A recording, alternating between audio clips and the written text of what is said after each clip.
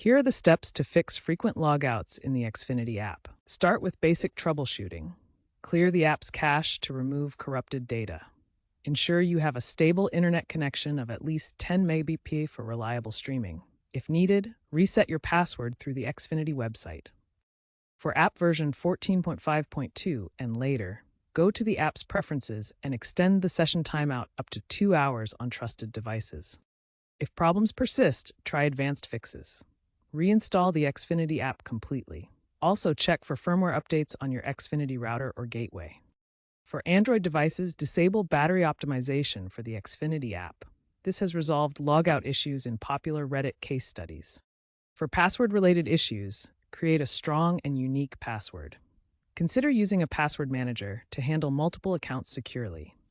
During service outages that cause logouts, resetting your password through the Xfinity website may restore access faster than waiting for app fixes.